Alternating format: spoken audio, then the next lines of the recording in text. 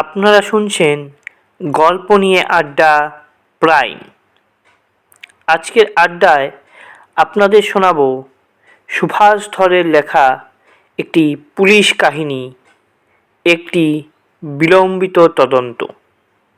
গল্পটি ভালো লেগে থাকলে লাইক, কমেন্ট এবং শেয়ার করে আমাকে উৎসাহিত করবেন। শুনতে থাকুন আজকের গল্প, একটি বিলম্বিত তদন্ত। 1. ওসি হেস্টিংস রমেশ সরকারের ওপর কাজের চাপ বিস্তর। কাজটাও সহজ ছিল না একেবারে। সকালের দিকে যেটুকু ফুরসত, দুপুর হতে না হতেই ধরাচুরো পড়ে নাকে মুখে কিছু গুজে ছোট বেগার খাটতে। সেদিনের তারিখটা ছিল 9 সেপ্টেম্বর 1948। দেশ দুভাগ হয়ে স্বাধীন হয়েছে 1 বছর আগে। দেশভাগের পর দুই বাংলায় প্রচুর সমস্যা, তার ঢেউ কলকাতা শহরে বারবার আছড়ে পড়ছে। ওসি হেস্টিংসের দায়িত্বের মধ্যে পুরো ময়দান অঞ্চলটা শান্তি শৃঙ্খলা বজায় রাখা অন্যতম। ময়দানের মালিকানা যদিও ফোর্ট উইলিয়ামের সেনাবাহিনীর, আইন শৃঙ্খলার দায়িত্বে রয়েছে পুলিশ। আর সকাল একটু চড়লেই ময়দান আস্তে আস্তে মেলার চেহারা নেয়, আর তা চলতে থাকে সূর্যাস্তের পরেও অনেকক্ষণ ধরে। হাজারো সমস্যা থাকলেও ময়দানে বিনোদনের হরেক রকম ব্যবস্থা। ফুটবলের মরশুমে ফুটবল পাগল বাঙালি উপচে পড়ে এখানে। রোজ বিকেল না হতেই ঘোড়সওয়ার পুলিশ দর্শকদের সামলাতে ব্যস্ত থাকে। এছাড়া মাঝে সাঝেই কুস্তির কেরামতি দেখার হিড়িক পড়ে। হার জিত নিয়ে ছোটোখাটো দঙ্গলে মারপিট যে হয় না তেমন নয়। মনুমেন্টের আশেপাশে চীনাবাদাম, চা, চানাচুর বিক্রি যেমন হয়, সস্তা পসরা সাজিয়ে হকাররাও খদ্দের খুঁজে বেড়ায়। রমেশবাবুর ফোর্স বলতে কিছু হাবিলদার, কনস্টেবল।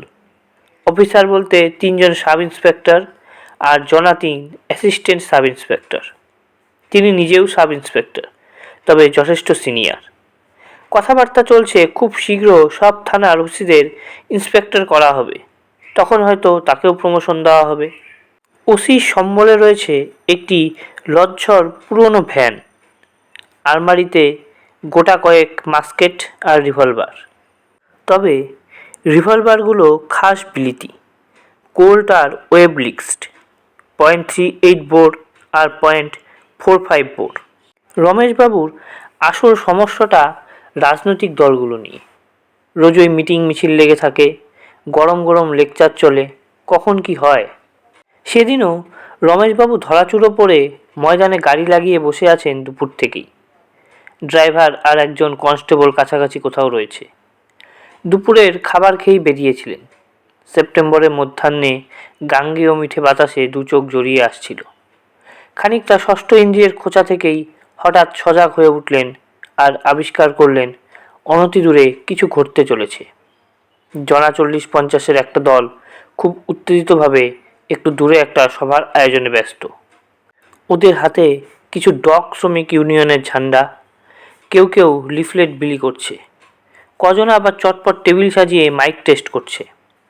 ড্রাইভার আব্দুল হাকিম এসে জানালো, হাওয়া ঠিক লাগছে না, গাড়িটা একটু দূরে নিউ রোডে দাঁড় করালে ঠিক হবে। গাড়ি স্টার্ট করে এগুবে এমন সময় কনস্টেবল মীর মোহাম্মদও এসে গেল। সে এসে জানালো, কদিন আগে ডকের শ্রমিকদের আন্দোলনের সময় পুলিশের গুলি চলেছিল, তার প্রতিবাদে মিটিং হচ্ছে এখানে। মলয় ব্রহ্মচারী নামের এক জাদ্রেল নেতা ভাষণ দেবেন।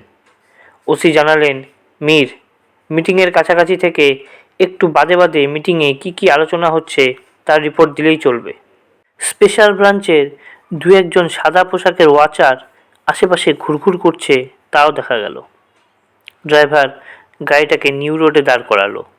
জায়গাটা মনুমেন্ট থেকে সামান্য দূরে, আর মিটিং যেখানটায় তোড়জোড় করে শুরু হচ্ছিল সেটাও তেমন দূরে নয়। এমন সময় শোনা গেল একজন কেউ মাইক হাতে নিয়ে জ্বালাময়ী বক্তৃতা শুরু করেছে। সরকার আর পুলিশের গুষ্টি টুষ্টি করে লোকটি ঘোষণা করল, ডকের শ্রমিক নেতা বগলু মোল্লাকে খানিক আগে হেস্টিংস থানার পুলিশ তুলে নিয়ে গেছে। তার উপরে যথেচ্ছ শারীরিক অত্যাচার হচ্ছে। বগলু মোল্লা ওসির অপরিচিত নয়, লোকটি যথেষ্ট দুর্নাম। অত্যন্ত হিংস্র স্বভাব। সত্য মিথ্যার ধার ধারে না, কথায় কথায় লোককে খেপিয়ে তুলকালাম ঘটিয়ে দেয়। বগলু মোল্লাকে আদপেই ধরা হয়নি। হেস্টিংস থানার পুলিশ ধরলে সবার আগে ওসি জানবেন। এটা একটা মিথ্যা অপপ্রচার, যেন তেন লোকের মাথায় আগুন ধরিয়ে দেওয়া। এসব চিন্তাভাবনার মাঝেই 4-5 জনের একটা দল বেশ উত্তেজিতভাবে রমেশবাবুর গাড়ির দিকে এগিয়ে এলো। কারো বয়স 30-এর ঊর্ধ্বে নয়। বাঙালি এবং হিন্দিভাষী দু ধরনের লোকই ছিল। রমেশবাবু গাড়ির বাঁ দিকের দরজার কাছে ছিলেন, ড্রাইভার তার ডান পাশে। দলটি একসঙ্গে চিৎকার শুরু করলো, বগলু মোল্লাকে কোথায় রেখেছেন, কেন ধরেছেন, তার জবাব দিন। রমেশবাবু ধীর স্থির লোক, গাড়ির দরজা খুলে মুখ বাড়িয়ে বললেন, আপনারা গুজবে কান দেবেন না। আমি হেস্টিংস থানার ওসি। আমি বলছি, বগলু মোল্লা নামে কোনো ব্যক্তিকে গ্রেপ্তার করেনি আমার থানা। একজন বলল, তবে হয়তো থানা ধরেনি, লালবাজারের অথবা লর্ড সিনহার মামুরা ওস্তাদকে তুলে নিয়েছে। হায় হায়, থানা হলে তবু রক্ষা ছিল। ওই জল্লাদরা কি বগলুকে আস্ত রাখবে? কনস্টেবল মীর মোহাম্মদ বলল, স্যার, থানা থেকে আরও ফোর্স আনিয়ে নেবেন নাকি? মিটিংয়ে যারা জমায়েত হচ্ছে তারা সবাই ডকে লাফাঙ্গা রাখছে। বাত মেয়ে না মারামারি শুরু করে দেয়। ওসি বললেন, থানায় ফোর্স কোথায়? আরেকজন অফিসার থাকলেও ভালো হতো। আমাকে নিয়ে 3 জন সাব ইন্সপেক্টর তো মোটে, থাকার মধ্যে একটা লজ্জার গাড়ি। তবে উর্দিপড়া পুলিশের সঙ্গে মহড়া নেবে না। এখানে এসে একটু চিল্লামিল্লি করে তো করুক। কাছাকাছি টেলিফোন বলতে সে মেট্রো সিনেমা, নয়তো কার্জন পার্কের ট্রাম গুমটি। ওসি কন্ট্রোল রুমকে এখানকার সিচুয়েশন সম্পর্কে একটু জানিয়ে রাখতে ভালো হতো। কনস্টেবল মীর বলল, স্যার, এসবির দুটো খোঁচর ইধার উধার ঘুরছে দেখতে পেয়েছি। ওদের কাম বলতে ঘড়ি ঘড়ি টেলিফোন করে অফিস কো ইত্তলা দেওয়া। খবর পৌঁছ গিয়া ধরে লিন। লর্ড সিনহা রোড থেকে লালবাজারে ফোনাফোনি জরুর হয়ে গেছে। মীর আবার মিটিং যেখানে হচ্ছিল সেদিকে পা বাড়ালো। এমন সময় নতুন একজন বক্তা মাইকে আগুন ঝরানো বক্তৃতা শুরু করলো। মেরে ভাইও, ওই খুনি সরকার আর তার জল্লাদ পুলিশ টক मजूरদের ওপর बहुत अत्याचार किया, गुली चलाया, डंडाबाजी किया। ये सरकार को दरिया में डुबा दो। पुलिस को ऐसा सबक सिखाओ যেন ডান্ডা তোলার হিম্মত হারিয়ে ফেলে। पुलिस का हाथ तोड़ दो।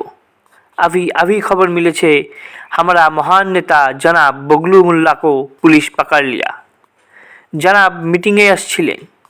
ये सरकार का पुलिस उनको बहुत पिटाई किया। उनका हालत बहुत ही ख़राब है। इतना खबर मिला। খুনি सरकार जवाब दो, ऐसा जुलूम नहीं चलेगा। হিন্দির সঙ্গে যথেচ্ছ বাংলার খিচুড়ি শুনে ওসি বুঝে গেলেন কোনো উঠতি বাঙালি শ্রমিক নেতা ভাষণ দিচ্ছে। এইসব মিথ্যা উস্কানিমূলক ভাষণে সস্তায় বাজিমাত করা যায়। লোকে তারিফ করে, বহুত বড়িয়া ভাষণ দিয়া। কিন্তু জনতা খেপে গেলে তুলকালাম ঘটতে পারে। তখন তাদের সামলাবে সে মুরদ এদের কারণেই। এসবির লোকেরা লোকটার নাম নিশ্চয়ই ওদের রিপোর্টে দেবে, তখন জেনে নিলেই চলবে। সময়টা এমন যে সব কিছুই মনে হয় অগোছালো। দেশভাগ করে স্বাধীনতা এসেছে। রমেশবাবু চাকরিসূত্রে কলকাতায়, কিন্তু জন্মসূত্রে ওপার বাংলার, যার নাম এখন পূর্ব পাকিস্তান। দেশভাগের পর সরকারি চাকরিতে কিছু ঐচ্ছিক বদলাবদলির নিয়ম বেঁধে দিয়েছে, যার ফলে বহু বাঙালি মুসলমান অফিসার পূর্ব বাংলায় বদলি নিচ্ছেন, আর ওখানকার হিন্দু বাঙালি অফিসাররা পশ্চিমবঙ্গে পোস্টিং নিয়ে আসছেন। এই পালাবদলের সন্ধিক্ষণে পুলিশের বহু ডিপার্টমেন্টে কাজের জন্য লোকাভাব। অথচ পুলিশের কাজ যে কমেছে তেমন নয়, বরং বেড়েই গেছে। বিশেষ করে আইন শৃঙ্খলার অনেক অবনতি ঘটেছে। রমেশবাবুর মাথায় 101টা সমস্যা। থানার ওসি হয়ে সারাক্ষণ বড় কর্তাদের চোখের সামনে বলির পাঠার মতো দাঁড়িয়ে আছেন। এটা এরা বোঝেন না, ওসিদের অবস্থা অনেকটা ঢাল নাই, তলোয়ার নাই নিধিরাম সর্দারের মতো। থানার আলমারিতে গোটা কয়েক মাস্কেট আর হাতগুন্তি 6 ঘোড়া রিভলভার, আর থাকার মধ্যে একটা ছ্যাঁকড়া গাড়ির মতো পুরনো জাল লাগানো গাড়ি। আশায় আছেন সব থানাগুলোকে ঢেলে সাজানো হলে ওসির র্যাঙ্ক ইন্সপেক্টর হয়ে যাবে, তখন তারও পদোন্নতি ঘটবে। সেই আশায় বুক ভেদে দিন গুনছেন। এমন সময় সাঁ করে প্রায় 20-22 জনের একটা দলকে মিটিংয়ের দিক থেকে ছুটে আসতে দেখা গেল। লোকগুলোকে ভীষণ উত্তেজিত দেখাচ্ছিল, আর আসছিল তারা ওসির গাড়ির দিকেই।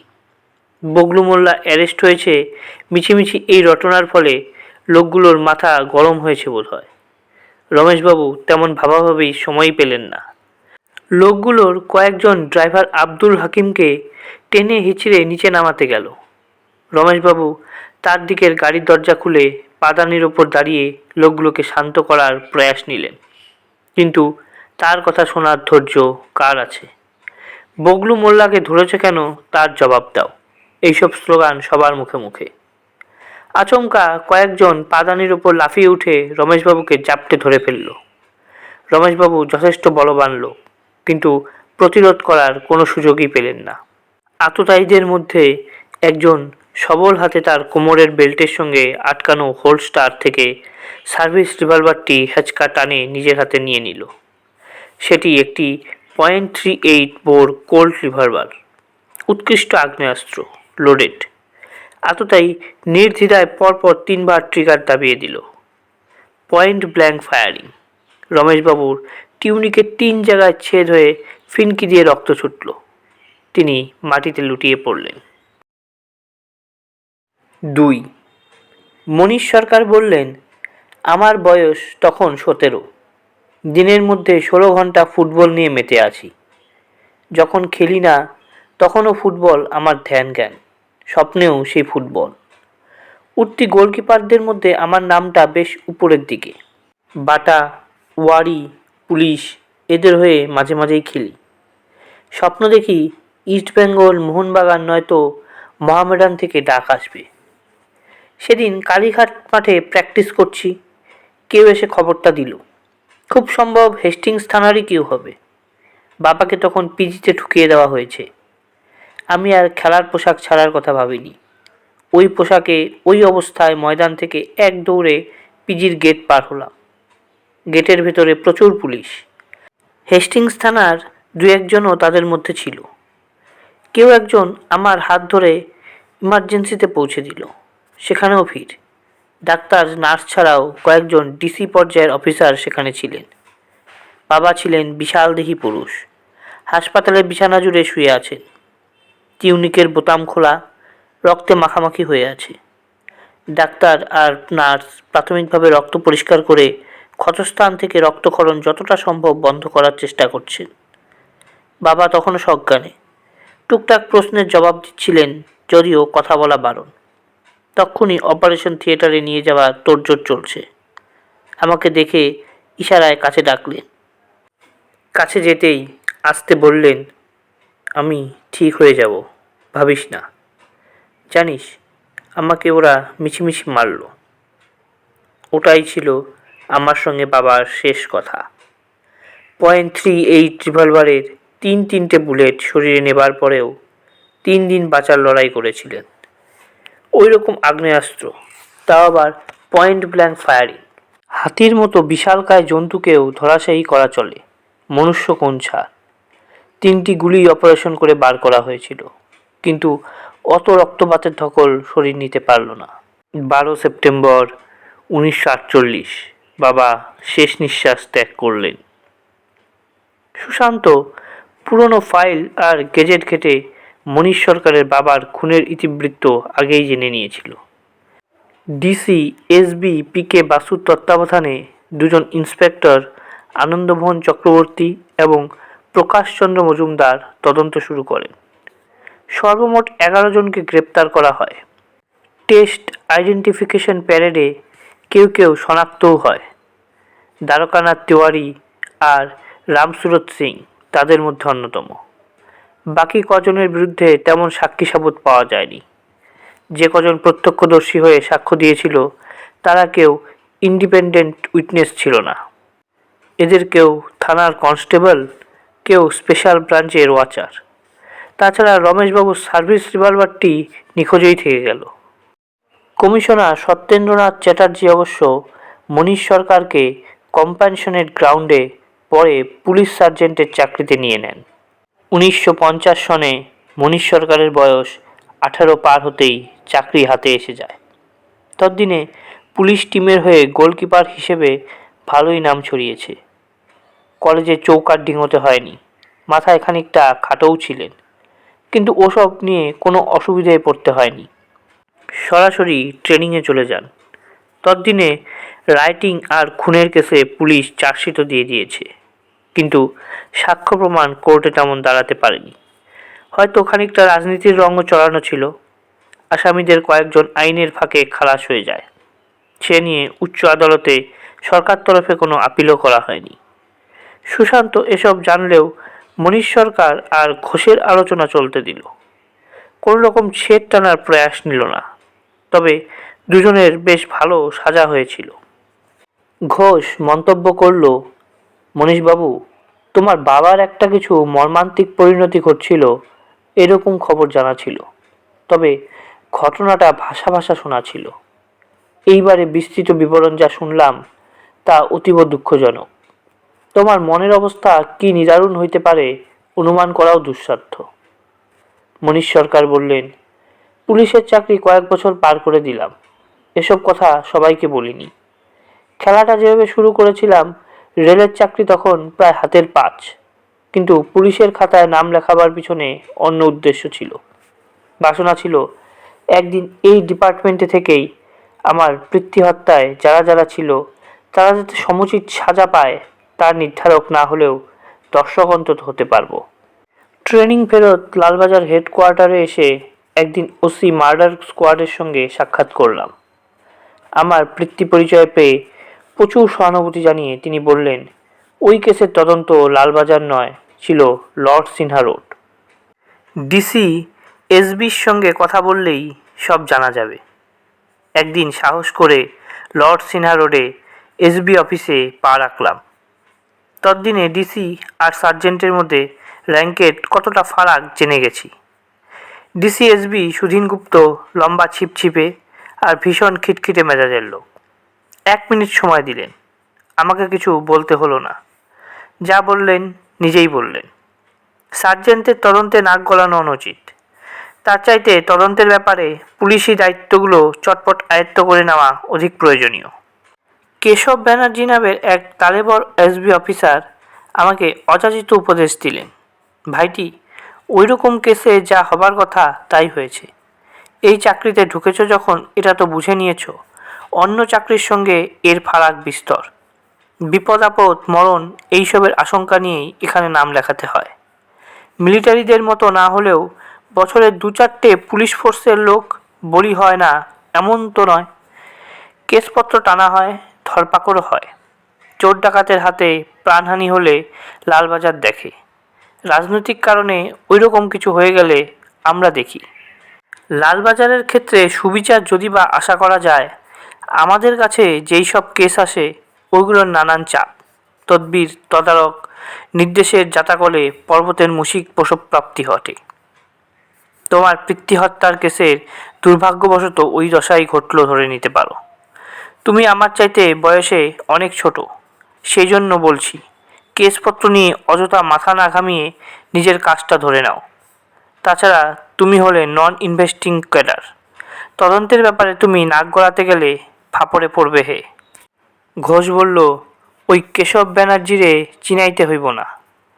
এই ডিপার্টমেন্টে কম দিন তো হয় নাই, সব ঘাটের জল খাওয়া হইয়া গেছে। স্পেশাল ব্রাঞ্চেও নাকে দড়ি দিয়া কয়েক মাসের জন্য ঘানি টানা হইয়া গেছে। কেশব ব্যানার্জির কি প্রতাপ ওইখানে! উঁচু লম্বা লোক, গলার আওয়াজখানাও খাসা, যারে কয় মেঘমন্দ্র কণ্ঠস্বরে। ওই কেশববাবুর অন্য চেহারা দেখি নাই এমন না। কয়েক মাসের জন্য বেলেঘাটা থানায় ট্রান্সফার হয়। কেশববাবুর তখন ভিজা বিলাইয়ের মতো অবস্থা। জীবনে এফআইআর কি জিনিস দেখেন নাই।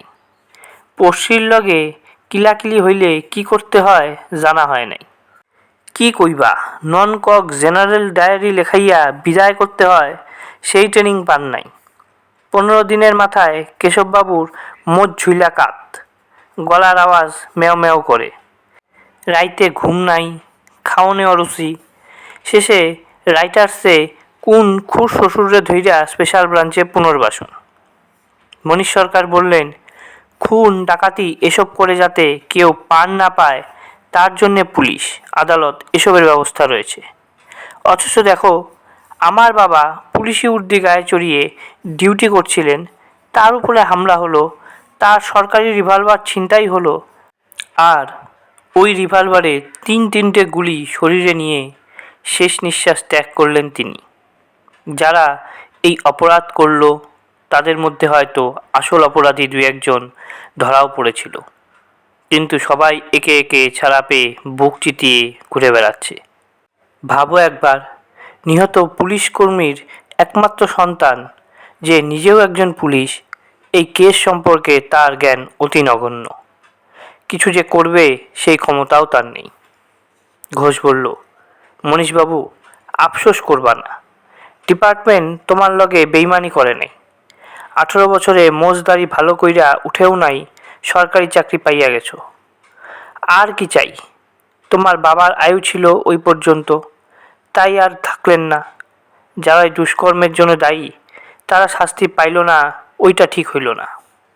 সুশান্ত মুখ খুলল, মনীশদা, আমার নিজস্ব ধারণা ধরপাকড় খারাপ হয়নি, তবে আসামিদের ইন্টারোগেশন ঠিক পথে যায়নি। ওসির রিভলভার উদ্ধার করতে পারলে অনেক তথ্য বেরিয়ে আসতো। তদন্তের ত্রুটি ওইখানে। কারো জবানবন্দি থেকে রিভলভার রিকভারি হলে সেটা এভিডেন্সের পক্ষে খুব ভালো হতো। তাছাড়া যে লোকটা মিছিমিছি বগলু মোল্লা গ্রেপ্তার হয়েছে এই গুজব ছড়িয়ে লোক খেপিয়ে এইরকম একটা অপরাধ ঘটালো, সে খুব সম্ভব গ্রেপ্তারই হয়নি। লোকটার বিরুদ্ধে ইন্ডিয়ান পেনাল কোডের স্পেসিফিক সেকশনে অভিযোগ রাখা যেত। ঘোষ বলল, বস, এসবির দারোগারা তদন্ত করল কই? ওরা 3rd ডিগ্রির কি বুঝে? কড়িকাঠ হইতে কিভাবে ঊর্ধ্বপদ নিম্নমুণ্ডে ঝুলাইয়া রাখলে আসামির পেট থাইক্কা কথা বাইর হয়, সেই ট্রেনিং ওরা পাইছে কি? আসামিরে বাবা বাছা ডাইক্কা মাথায় হাত বুলাইয়া কোন কর্মসিদ্ধি হয়? মনীশ সরকার বললেন, 3 মাস থানা ট্রেনিং আমিও করেছি, পুরোপুরি থানা সার্জেন্টও ছিলাম। 3rd ডিগ্রি ব্যাপারটা আমারও শেখা হয়ে গেছে। গুম্ফ উৎপাটন, কম্বল ধোলাই, বরফের চাঙড়ে কৌপিন পরিয়ে বাধ্যতামূলক 8 ঘন্টার উপবেশন, যার আরেক নাম বরফ চিকিৎসা, এগুলো এসবিতে চলে না রাজনৈতিক কারণে। সুশান্ত বলল, মনীশদা, এতদিন পরে এসব নিয়ে আলোচনা করলে মন খারাপ হবে, বরং এই প্রসঙ্গে কথা না বলাই ভালো।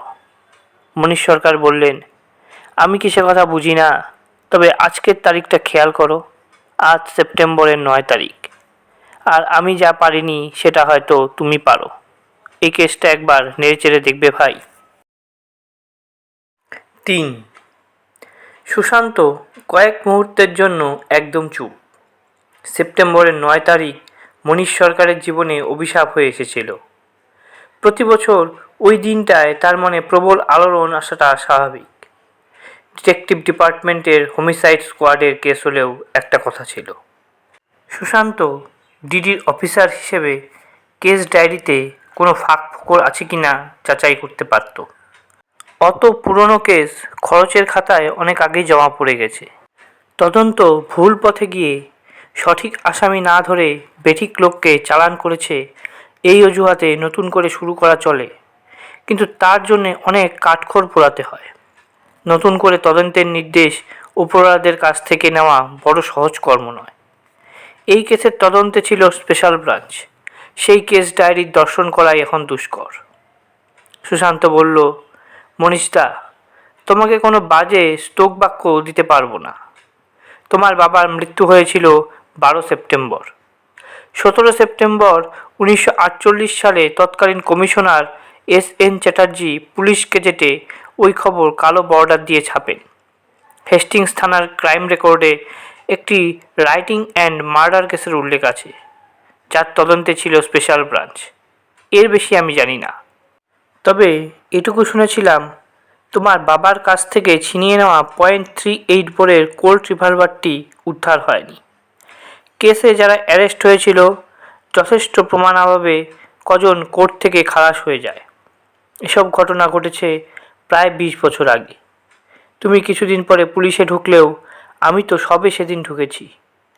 ওই কেস রিওপেন করা প্রায় অসম্ভব কাজ। একমাত্র এসবির কোনো পুরনো লোক ধরতে পারলে কিছু আলোকপাত হলেও হতে পারে।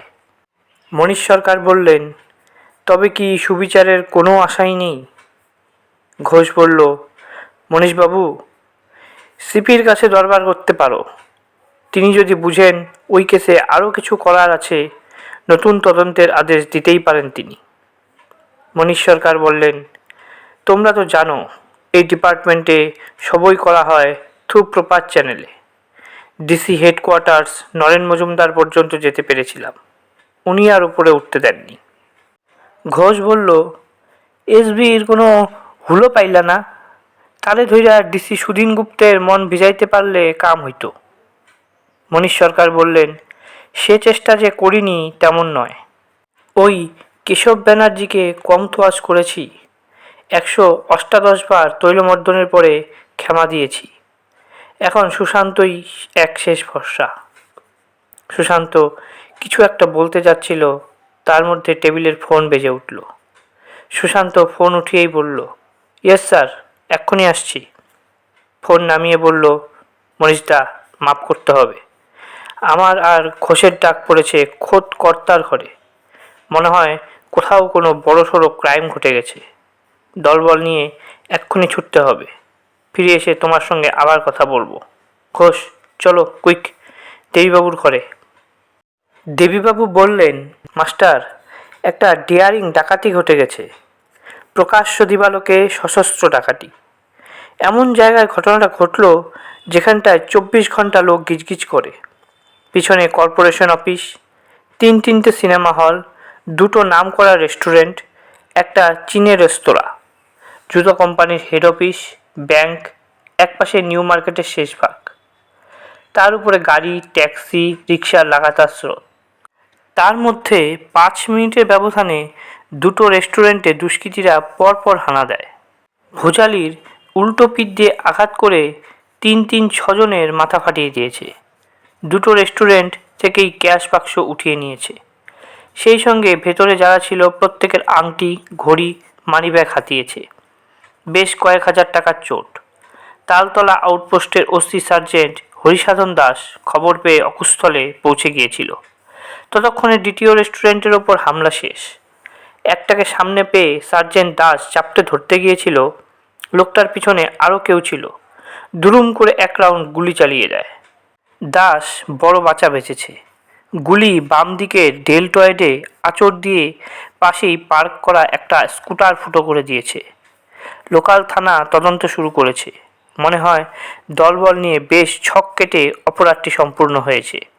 মাস্টার, তোমরা দুজনেই তো তালতলায় কাজ করে এসেছো, একটু ছানবিন করে দেখো কিছু হদিশ পাও কি না। ঠিক 10 মিনিটের মাথায় তালতলা আউটপোস্টে পৌঁছে গেল সুশান্ত আর ঘোষ।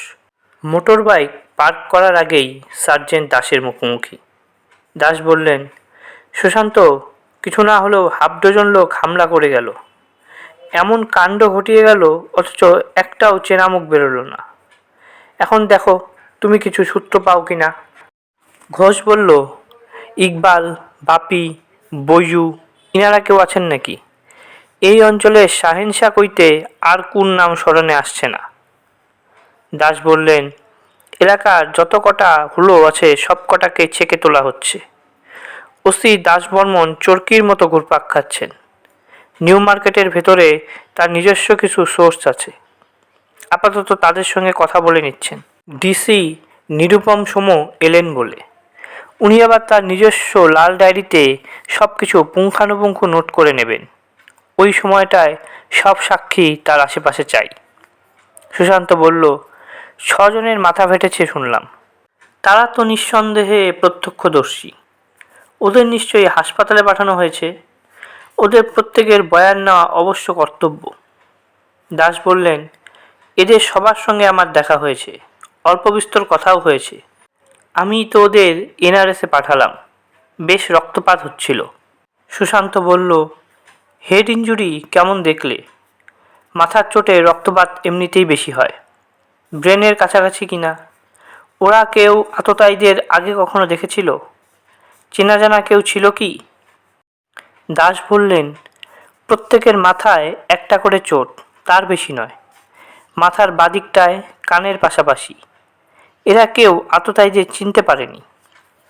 সুশান্ত বলল, ডান হাতে ভোজালির উল্টো পিঠ দিয়ে আঘাত হানলে এ ধরনের চোট লাগা স্বাভাবিক।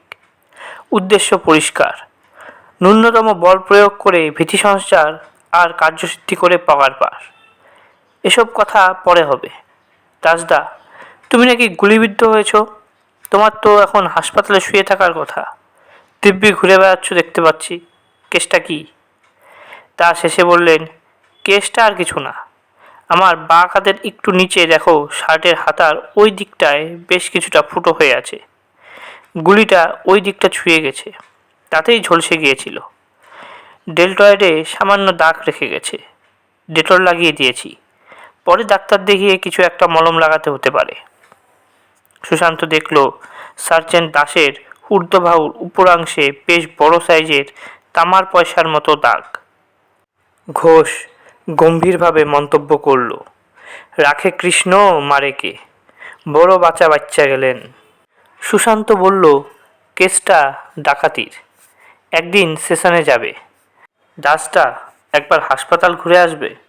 তোমার মেডিকেল সার্টিফিকেট কেসের তদন্তে লাগবে। একটা স্কুটার নাকি গুলিতে ফুটো হয়ে গেছে, ওটাও ব্যালাস্টিক এক্সপার্টকে দেখিয়ে নিতে হবে। চলো এবারে অকুস্থলে যাই। যে দুটো রেস্টুরেন্টে ডাকাতি হলো, থানার পুলিশ পোস্টিং হওয়াতে সেই দুটোতেই তদন্তের স্বার্থে সাময়িকভাবে কাজ বন্ধ আছে। খুব চালু পুরনো রেস্টুরেন্ট দুটোই। সুশান্তরা তালতলায় কাজ করার সময় এখানকার খাবার চাখেনি এমন নয়। প্রথমটার মোগলাইখানা আর দ্বিতীয়টার রোল দারুণ চলে। দ্বিতীয়টার খদ্দেরদের ভিড় জমে একটু রাতের দিকে। Corporation Street, Bertram Street, SN Banerjee রোডে গাড়ি লাগিয়ে রোল নেবার জন্যে কাড়াকাড়ি লেগে যায়। তবে দুপুরের দিকে প্রথমটায় লোকজন পেট চুক্তি খেতে আসে, দ্বিতীয়টায় তেমন খদ্দের কম। গাড়ি আউটপোস্ট রেখে সুশান্ত আর ঘোষ দুকদম চলে অকুস্থলে পৌঁছে গেল।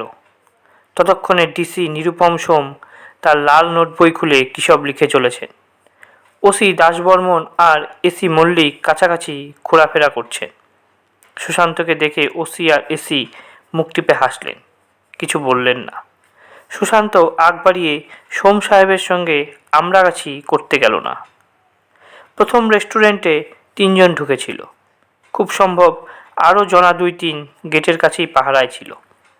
ভোজালির চোট যারা খেয়েছিল তাদের মধ্যে একজন বেয়ারা, একজন কেরানি আর তৃতীয়জন ক্যাশিয়ার। আততায়ীরা কোনো রকম জবরদস্তি বা সতর্কবাণী উচ্চারণ করেনি।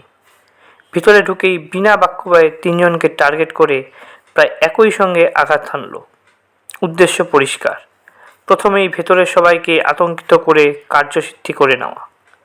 3 জনের মাথার চোট থেকে রক্ত ঝরছিল বলে পুলিশ প্রথমেই তাদের হাসপাতালে পাঠিয়ে দিয়েছিল। সুশান্ত অন্য কর্মচারীদের সঙ্গে কথা চালালো টুকটাক। আততায়ীদের পরনে প্যান্ট শার্ট, কারো মুখে মুখোশ ছিল না। প্রত্যেকের জোয়ান বয়স, পালোয়ান গোছের না হলেও সবাই বেশ সক্ষম চেহারার। বিশেষত্বের মধ্যে 3 জনেরই মুখে মানানসই গোঁফ। সুশান্ত আস্তে বলল, ঘোষ, ওই মোচ নকল ধরে নিতে পারো, ওটাই ছদ্মবেশের প্রাথমিক পাঠ। পরে নিচু হয়ে কি একটা হাতে তুলে নিল। ঘোষ দেখল ওটা একটা চ্যাপ্টা চেহারার তাবিজ, কালো সুতোর সঙ্গে আটকানো। সুশান্ত তাবিজটা দেখিয়ে জেনে নিল ওটা কোনো কর্মচারীদের কারো নয়। সুশান্ত পরবর্তী রেস্টুরেন্টের ভিতরে ঢুকল না। ওখানে তখন ডিসি সোম তদন্তে ব্যস্ত। সার্জেন্ট দাস দেখালেন কোথায় উনি আততায়ী কবজা করতে গিয়ে বিপদে পড়েও বেঁচে গেছেন। অন্য এক আততায়ী স্বল্প দূরত্ব থেকে ফায়ারিং করে। গুলি তার শার্ট ছুঁয়ে পাশের পার্ক করা স্কুটার ফুটো করে দিয়েছে। সুশান্ত দেখল একটা ভেসপা স্কুটারের পেট্রোল ট্যাঙ্ক ফুটো, পুরো পেট্রোল মাটিতে নেমে এসেছে। তার একটু পাশেই বুলেটের খোল, আলগোছে তুলে নিল সেটা।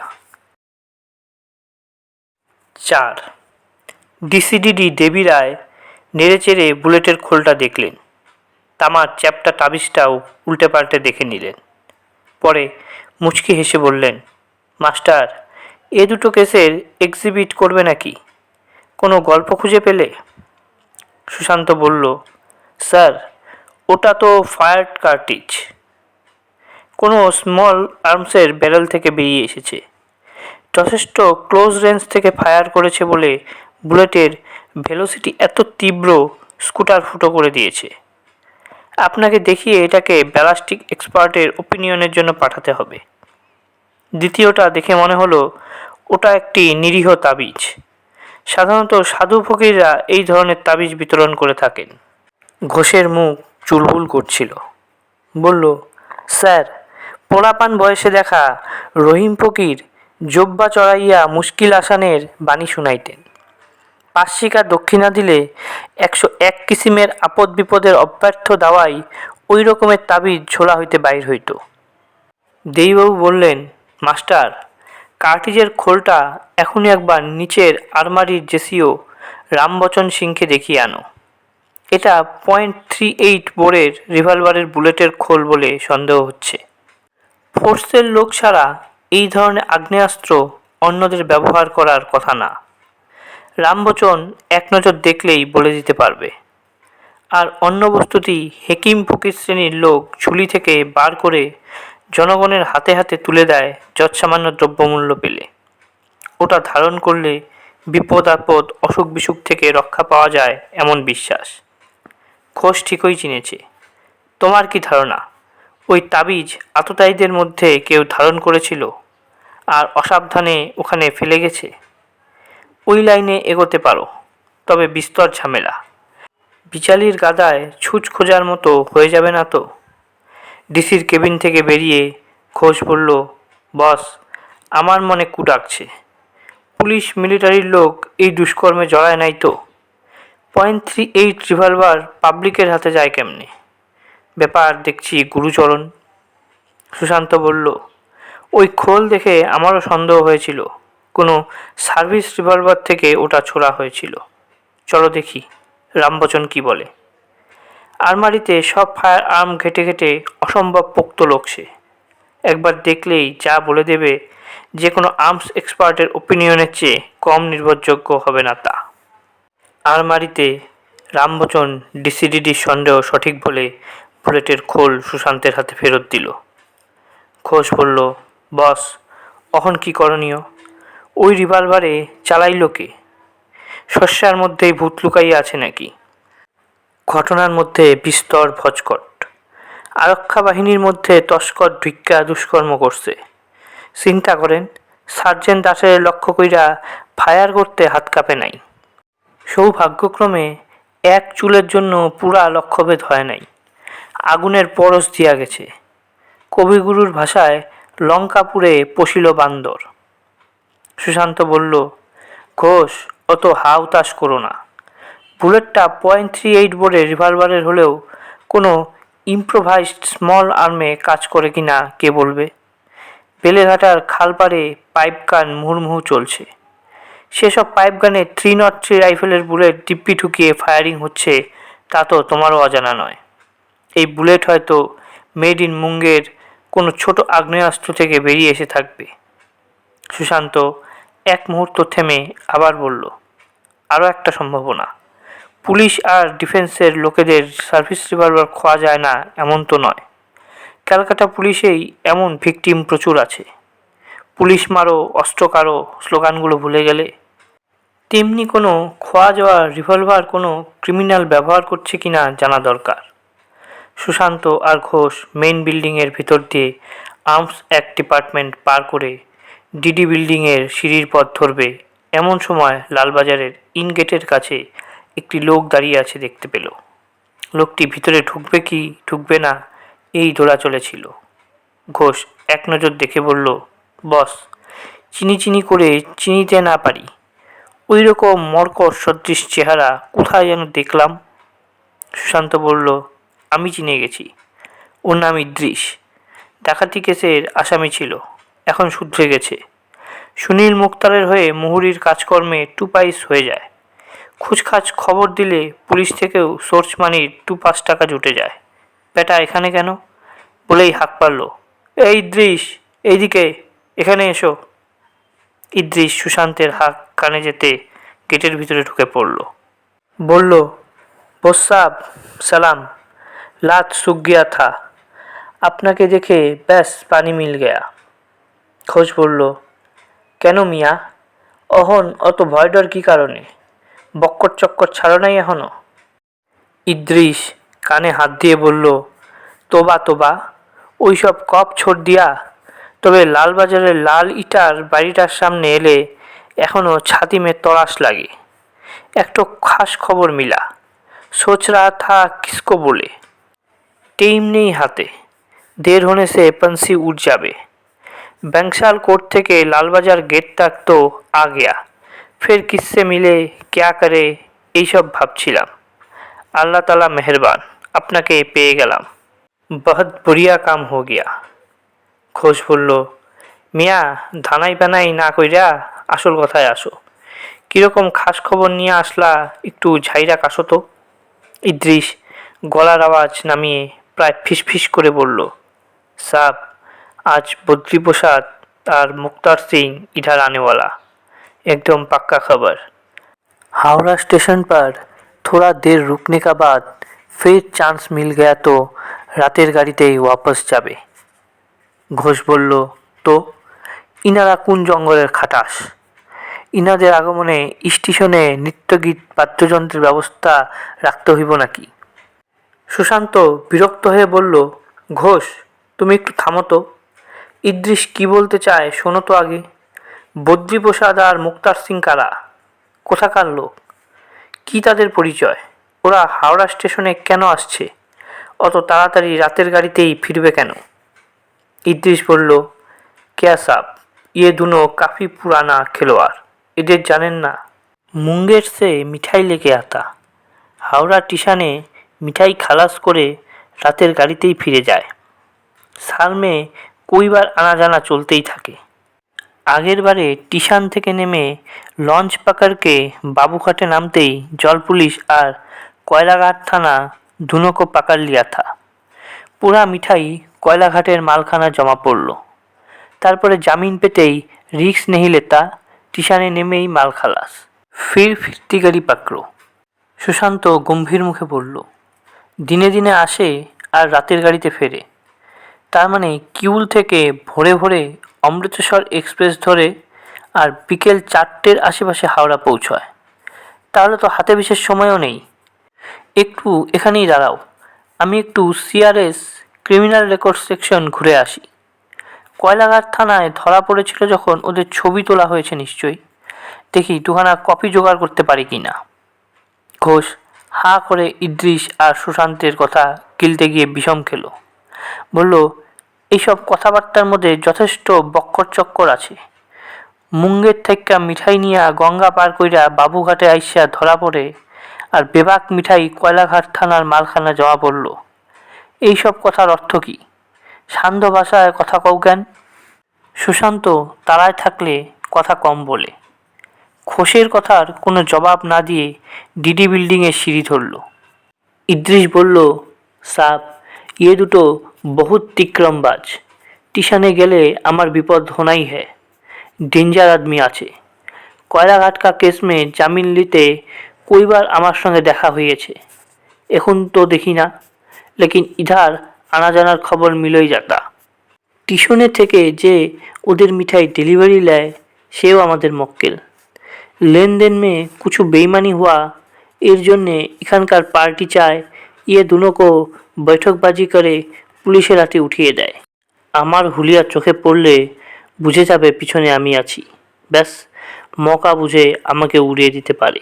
ঘোষ হতাশ হয়ে বলল, মিয়া জলের মতো বুঝাইয়া দিলা, সেই বিষয়ে কিছু কইতেও চাই না, কিন্তু এই মিঠাই বস্তুটা কি?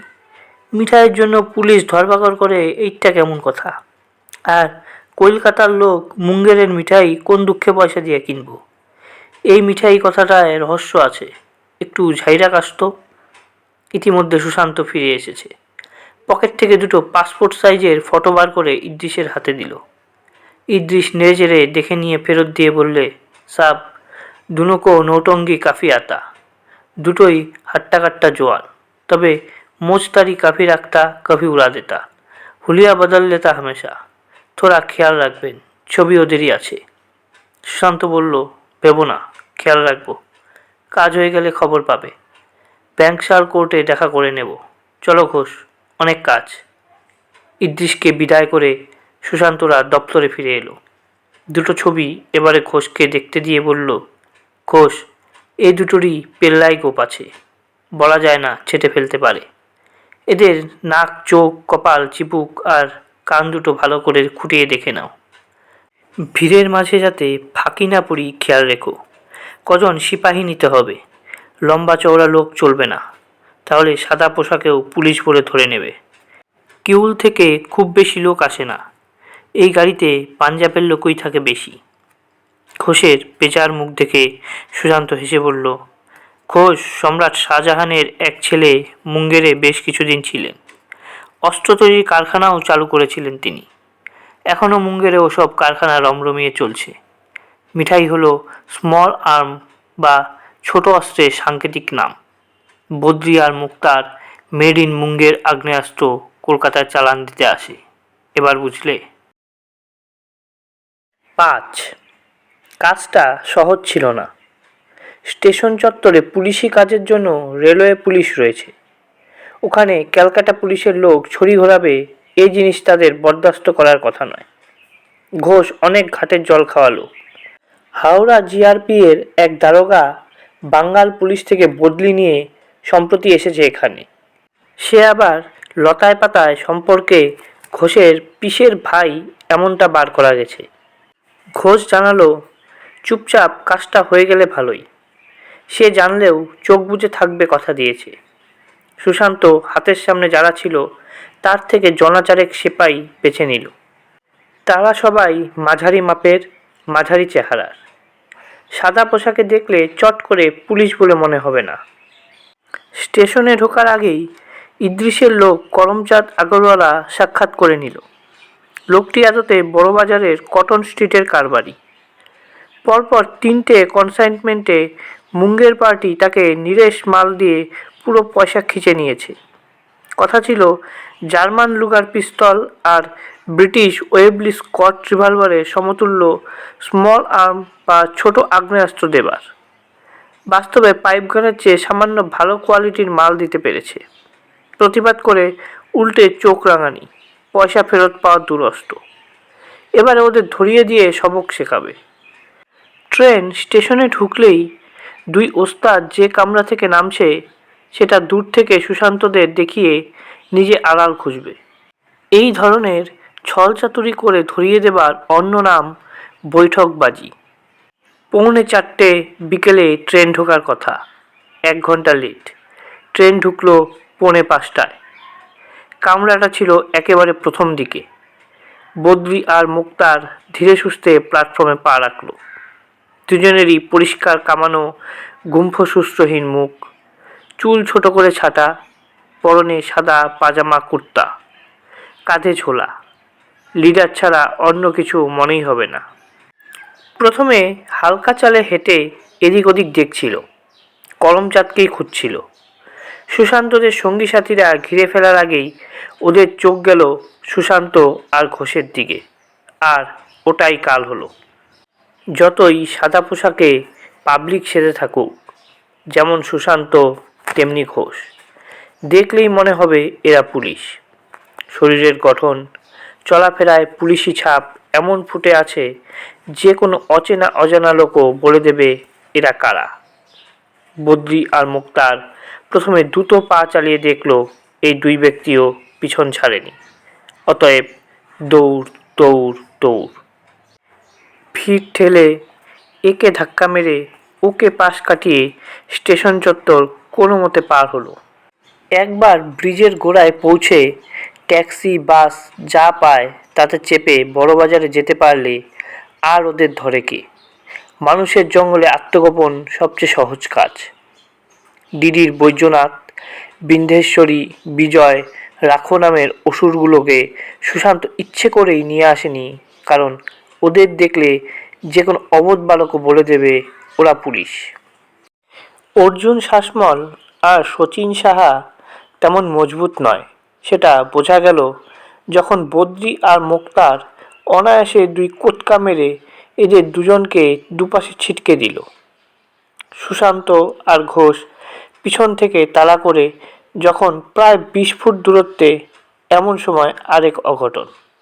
একটা খালি ট্যাক্সি জিরো স্পিডে প্যাসেঞ্জার খুঁজতে খুঁজতে ব্রিজের পথ ধরেছিল। বদ্রি আর মোক্তার প্রায় হনুমানের মতো ঝাঁপ মেরে ট্যাক্সির দরজা খুলে ভিতরে ঢুকে পড়ল। বদ্রি সামনে ড্রাইভারের সিটের পাশে বসলো আর মোক্তার বসলো পিছনে। বদ্রি ট্যাক্সিতে বসেই হুকুম করলো, তুরন্ত চলো, একদম রোকনা নেহি, উল্টা সিধা কুছ করোগে তো সির ফোড় दूंगा। ঘোষ সুশান্তের পিছন ছাড়েনি। ভারী শরীর নিয়ে জোরে ছোটা সোজা নয়। হাঁপাতে হাঁপাতে প্রায় স্বগতোক্তি করল, কর্ম সারছে, অহন কি করণীয়। হাওড়া থেকে একটি কাট্টাকোট্টা লোক রয়্যাল এনফিল্ড বুলেট চালিয়ে ব্রিজে চড়তেই সুশান্ত প্রায় জবরদস্তি দাঁড় করিয়ে দিল। প্রায় হুকুমের সুরে বলল, আমরা পুলিশ, সামনের ট্যাক্সিতে 2 ক্রিমিনাল পালাচ্ছে, ওদের ধরতে হবে। আমরা দুজনে আপনার পেছনে বসছি, আপনি আপনার গাড়ি জোরে ছোটান, ওরা অনেকটা এগিয়ে গেছে। ঘোষ, দেখছো কি, আমার পেছনে বসে আঁকড়ে ধরো, নইলে পড়ে যাবে। লোকটি বুলেটে স্টার্ট দিয়ে বলল, আমি বিএসএফের ইন্সপেক্টর, একরকম আপনাদের গোত্রেরই লোক। আমার নাম বিক্রম কারফর্মা। চলুন, আপনাদের কাজে লাগতে পারি কি না চেষ্টা করে দেখি। বিক্রম কারফর্মা ওস্তাদ লোক। গাড়ি, ঠেলা, কুলি আর কাতারে কাতারে লোক কাটিয়ে তার বুলেট যথেষ্ট দ্রুত ছুটল। ঘোষ আতঙ্কে সিটিয়ে থাকল, কারণ সুশান্তের পিছনে নামমাত্র ফাঁকা সিটে কোনো রকমে বসলে কি হয়, বেশিরভাগটাই সিটের বাইরে। মোটর বাইক এন্তার কাটিয়ে এগোয়, ট্যাক্সির অতটা সুবিধা নেই। ব্রিজের শেষ প্রান্তে এসে ট্যাক্সি ট্রাফিকের জটে আটকে গেল। কারফর্মার বুলেট প্রায় ধরে ফেলেছে তখন। সামনের সিটের দরজা খুলে বদ্রি লাফিয়ে নামলো আর হাঁক দিল, এ ভাইয়া ভাগ, तनी मार्केट में घूम जा, एक बार वहाँ पहुँच गया तो मामू लोगों का परवाह नहीं। বদ্রির কথা শেষ হবার আগেই পিছনের দরজা খুলে মোক্তারও লাফালো। তারপর দুজনেই পাই পাই ছুট। সুশান্ত কারফর্মার বুলেটের পিলিয়ন থেকে ঝাঁপ দিতে গিয়ে ঘোষ প্রায় রাস্তায় কুপকাত। অত সব দেখার সময় কোথায়। দুপায়ে মত্ত মাতঙ্গের বল, দুহাতে সাঁতার কাটার মতো ভিড় কাটিয়ে প্রায় কয়েক লাফে বদ্রিকে ধরে ফেলল সে। বা হাতে ঘাড়ের নাগাল আসতেই এক হেঁচকা টান। বদ্রি বেসামাল হয়ে পড়ে যেতে যেতে সামলে নিল। ততক্ষণে তার গালের ডান পাশ সুশান্তের ডান হাতের কাছাকাছি হতেই একটি বিশুদ্ধ চপেটাঘাত। বদ্রি ডিগবাজি খেয়ে উল্টে যাচ্ছিল, তার আগেই সুশান্তের এক হাত তার কোমরে, অন্য হাত ঘাড়ে চাপল। তারপরেই আরেক ঝটকা। বদ্রি মাটিতে শুয়ে পড়ে প্রায় খাবি খাবার মতো অবস্থা। ততক্ষণে ঘোষ পৌঁছে গেছে। বলল, বস, ওর ব্যবস্থা আমি করছি, ওর সাগরেদরে ধরা যায় কিনা দেখা দরকার। বিক্রম কারফর্মা বিএসএফের লোক, মোটর সাইকেলের কেরামতি ভালো জানে। সুশান্ত আর ঘোষ নেমে যাবার পর ছুটন্ত মোক্তারের পিছনেই বাইক ছুটিয়ে দিল। মোক্তারের কাছাকাছি হয়ে বাঁদিকে মোটর বাইকের হালকা ধাক্কাতেই কর্মফতে। মোক্তার ফুটপাতে কাত হয়ে পড়ল আর কারফর্মা ভারী বাইকটা আস্তে তার উপর শুয়ে দিতেই ওর অবস্থা কাহিল। ব্যস্ত রাজপথে কলকাতার পাবলিকের জমায়েত হতে বেশি সময় লাগে না। সুশান্ত আর তার পিছনে সত্যেন ঘোষ। ঘোষ আচ্ছা করে বদ্রির 2 হাত পিছমোড়া করে ধরে আছে। মালখানার অভিজ্ঞতা কখনো ভোলেনি। বদ্রির কাঁধের ঝোলা আপাতত ঘোষের কাঁধে। ইতিমধ্যে ট্রাফিক সার্জেন্ট প্রদীপ লি এসে ভিড় সামলাতে ব্যস্ত হয়ে পড়ল। মোক্তার ধরাশায়ী অবস্থায় চারপাশে লোকজন দেখে একটা বাঁচার প্রয়াস নিল। বলল, এ ভাইয়া, तनी बचाओ, मदद करो, डाकाइत लोग हमला किया, जान का खतरा है, सब लूट लेंगे। इनका हाथों से मेरे को मुक्ति दो, तानी हाथ पकड़ो और मेरे को खड़ा कर दो, फिर देख लेंगे। জনগণের মধ্যে ফিসফাস শুরু হলো। না হে, এরা ডাকাত নয়, মামু লাগছে গো, খোঁচরও হতে পারে, নির্ঘাত আসামি ধরেছে। প্রদীপ লি ধরাচূড়া পড়ে আছে, কাছে এসে সামাল দিল। মুক্তারের কলার ধরে খাড়া করে দিতেই সুশান্ত এসে মুক্তারের গণ্ডে বিশাল চপেটাঘাত। বলল, ঘোষ, এরও জাপটি নিতে হবে, ওর কাঁধের ঝোলা আমি নিয়ে দিচ্ছি, পরে বডি সার্চ হবে। প্রদীপ, ডিডির গাড়ি স্টেশনের সামনে ঘাটের কাছে রয়েছে, ট্রাফিকের কাউকে দিয়ে আনিয়ে দিতে পারো। আর বিক্রমবাবু, আপনি যা করলেন, কোনো তারিফ করে আপনার উপকারকে ছোট করব না, যোগাযোগ রাখবেন প্লিজ। প্রদীপ লি কাউকে পাঠাবার আগেই ডিডির জিপ হুশ করে হাজির হলো। হাঙ্গামার খবর বাতাসের আগে ছোটে। ড্রাইভার নরেন হেমব্রাম পুরনো লোক। সুশান্ত আর ঘোষ যেখানে গোলমাল বাঁধবে না সেখানে তা কি হয় নাকি? প্রায় হাওয়ায় খবর পেয়ে হাজির হয়ে গেছে ঠিক জায়গায়। ঘোষ, বদ্রি আর মুক্তারের কাঁধে একটি করে রদ্দা কষিয়ে তরিকা মতন তাদের গায়ে হাত ফিরিয়ে দেখে নিল কিছু লুকোনো ছিপানো বস্তু রয়েছে কিনা। দুজনের কাঁধের ঝোলা হস্তান্তর হয়েছে আগেই। বলল, চান্দু, ধরা পড়নের আগে মামু কইছিলা কারে, লালবাজারে আসল মামার বাড়ি, চলো ওইখানে মামার বাড়ির আদর কারে কয় সরেজমিন বুঝতে পারবা। জিপের ভেতরে বদ্রি ঠিকঠাক বসে পড়ল।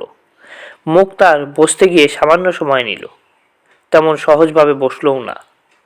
ঘোষ লক্ষ্য করে বলল, কি হে মুঙ্গের পুত্র, মোটর সাইকেলের নিচে চাপা পড়ছিলা, হাঁটুতে চোট পাইলা নাকি?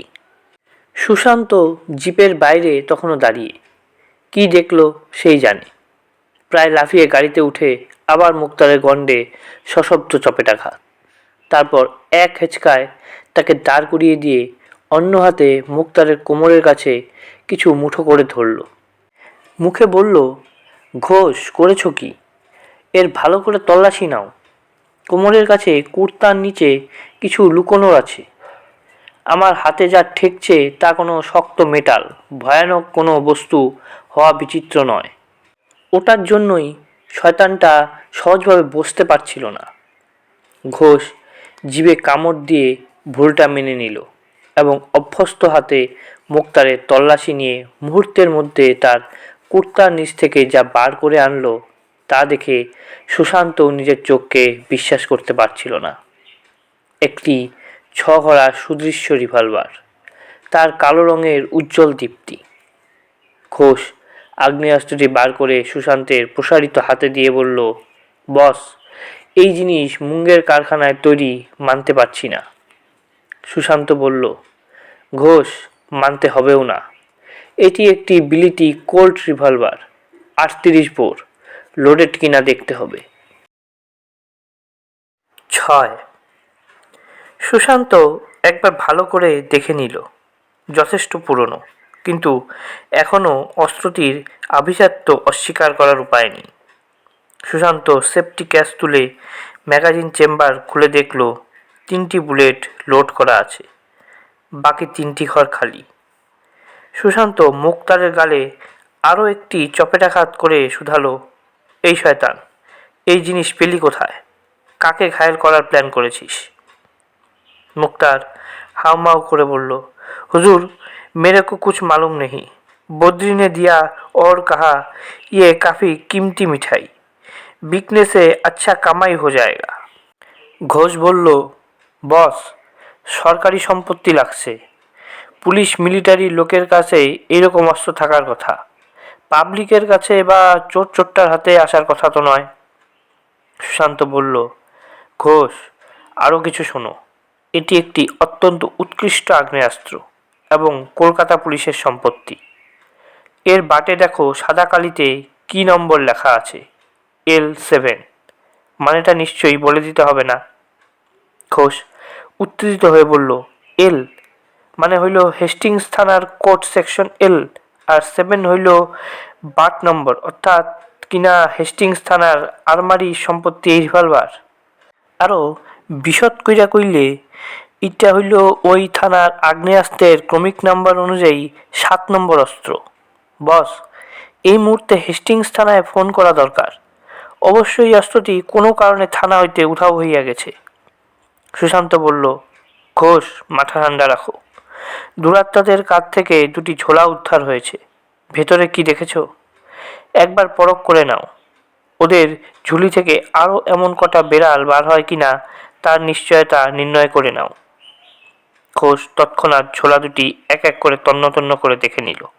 ঝোলা 2টির ভেতরে কিছু লম্বা 1 ফুট আন্দাজ পাইপ গান, কয়েকটি সাবেকি রিভলভারের সদৃশ্যে তৈরি অস্ত্র। সেগুলোর ব্যারেল ছোট নয় মোটেই, প্রায় 6 ইঞ্চির মতো লম্বা, আর ভেতরের খাঁজও তেমন সূক্ষ্ম নয়। এছাড়া 50 রাউন্ড 303 রাইফেলের বুলেটও প্যাকেটে করে রাখা আছে। ঘোষ দেখে শুনে বলল, বস, এইগুলান খাঁটি মুঙ্গেরি শিল্প সম্ভার। কলকাতায় ভালো বাজার আছে। এই ব্যারেলের লাগে 303 গুলি ব্যবহার করা হয়। এই কারণে কিছু বুলেটও আনা হয়েছে। বিক্রিবারটা ভালোই হইতো, আমরা বাগড়া দিলাম। কিন্তু 3টা বুলেট সমেত আসল রিভলভার কি কইরা এই কিষ্কিন্ধা নন্দনের কোমরে নিয়া ঘোরাফেরা করছে, সেই রহস্যভেদ করা অবশ্য কর্তব্য। বস, হেস্টিংস থানায় ফোন করবেন নাকি সশরীর উপস্থিত হইবেন? সুশান্ত বলল, হেস্টিংস থানা ছাড়াও লালবাজারের সেন্ট্রাল আলমারির রেকর্ড খুঁজলে এই রিভলভারের পুলিশের হাতছাড়া হলো কিভাবে তার হদিশ পাওয়া যাবে। ওটা কোনো সমস্যাই নয়। ঘোষ, তুমি কি ভুলে গেলে এই হেস্টিংস থানারই একটি রিভলভার ছিনতাই হয়েছিল অনেক বছর আগে, 1948 সালের 9 সেপ্টেম্বর? ঘোষের চোখ প্রথমে ছানা বড়া, পরে ঠোক গিলে বলল, কর্ম সারছে। এই কথাটা মাথায় আসে নাই কি কারণে? থানার ওসি রমেশ সরকারের রিভলভার জবরদস্তি ছিনাইয়া লইয়া উনার শরীরে 3বার ঘোড়া দাবাইয়া দিল। পরে ওই রিভলভার সমেত আততায়ী অকুস্থল হইতে পালাইয়া যায়। সেই রিভলভার আর কোনোদিন উদ্ধার হয় নাই। ওর চেম্বারে 6 রাউন্ড লোড করা ছিল। 3 রাউন্ড খরচা হইলে বাকি 3 রাউন্ড যেমন ছিল তেমনই থাকার কথা। বস, তবে কি এই 2 জন দুর্বৃত্তই পুলিশ হত্যা আর তার সার্ভিস রিভলভার ছিনতাই কর্মে ছিল? এতদিনে ধরা পড়ল? সুশান্ত বলল, ঘোষ, বিচার বুদ্ধি হারিয়ে ফেলছো কেন? ওই ঘটনা ঘটেছিল 1948 সালের সেপ্টেম্বর মাসে, আর আজ 1970 সালের সেপ্টেম্বর। মাঝখানে 22 বছর হারিয়ে গেছে। এই 2 দুর্বৃত্তর আনুমানিক বয়স কত মনে হয়? ঘোষ বলল, কত আর, বড়জোর 25, 26 কি 27। সুশান্ত বলল, তাহলে 1948 সালে ওদের বয়স 3 থেকে 5। রমেশবাবুর আততায়ীরা কি অমন শিশু পর্যায়ের ছিল? ঘোষ বলল, এইটা তো আমার মাথায় আসে নাই। 3-4 বছরের পোলাপান এই দুষ্কর্ম করে নাই, করতেই পারে না। অন্য কেউ ছিল। সে কে? ওর সঙ্গী সাথী কারা? রমেশবাবুরে গুলিবিদ্ধ কইরা তার রিভলভার নিয়া যে দুর্বৃত্ত উধাও হয়, সে অন্য লোক। ওই ছিনতাই করা রিভলভার এই 2 মর্কটের কাছে আসে কিভাবে? তবে 2 জনার রেকর্ড যখন আছে, হইতেও পারে। সুশান্ত বলল, ওটাই আসল প্রশ্ন। এই রহস্য 20 বছরেরও বেশি চাপা পড়েছিল। আমরাও ধীরে সুস্থে জানার চেষ্টা করব। আগে তো লালবাজারে ঢুকি, তারপরে ঠান্ডা শরবত টরবত খেয়ে শান্ত মনে জিজ্ঞাসাবাদ শুরু করতে হবে।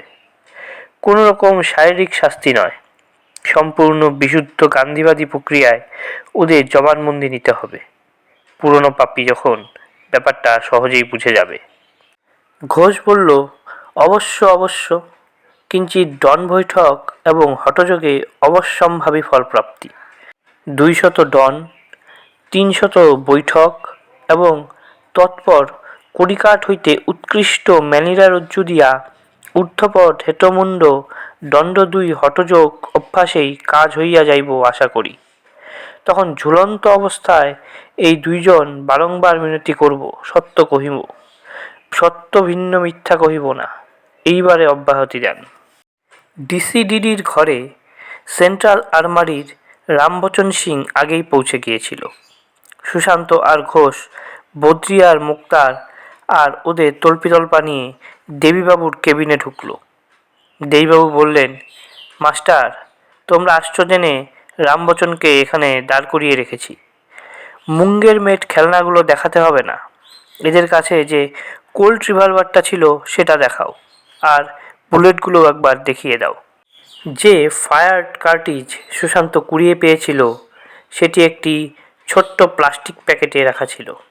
দেবীবাবু সেটিও রামবচনকে আরেকবার দেখতে দিলেন। রামবচন কম কথা বলে। কোল্ড রিভলভারটি ঘুরিয়ে ফিরিয়ে দেখল কয়েকবার। 3 রাউন্ড বুলেটও হাতে নিয়ে দেখল। পরে বলল, স্যার, এই যন্ত্র আমাদেরই, সাংঘাতিক ভালো জিনিস। এ দিয়ে হাতিও ঘায়েল করা যায়। বুলেটগুলো রিভলভারটির মতোই বহু পুরনো। অত পুরনো জিনিস ট্রিগার দাবালে ফাটবে কিনা বলা যায় না, একবার টেস্ট করলে বোঝা যাবে। আর হ্যাঁ, এটি সেই হেস্টিংস থানার ওসির কাছ থেকে ছিনতাই করা অস্ত্র।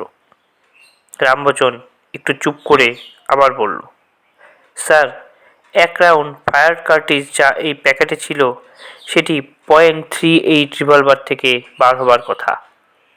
কিন্তু এই রিভলভারের ব্যারেল থেকে যে এটি বেরিয়ে আসেনি এটা বলতে পারি। কোল্ড রিভলভারের ব্যারেলের খাঁজ অনেক সূক্ষ্ম।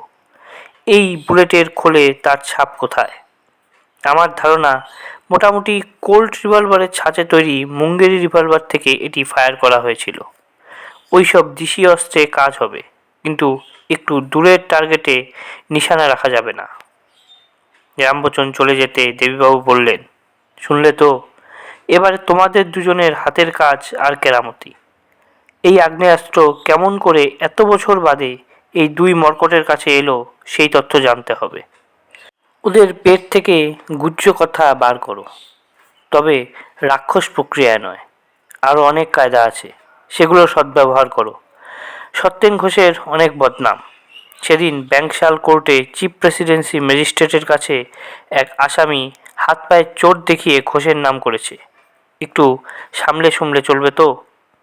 ঘোষ নতমস্তকে ডিসির কেবিন থেকে বেরিয়ে এসে বলল, বস, আমার কপাল মন্দ। পকেটমার বিল্লু শেখ হাত সাফাই করতে গিয়া ধরা পইরা পাইকারি কিল খাইল। আমি কর্মের মধ্যে 2 খান মোলায়েম রদ্দা দিয়া ওরে কোর্টে পাঠাইয়া দিলাম। অর্বাচীন আমার নামেই নালিশ করল।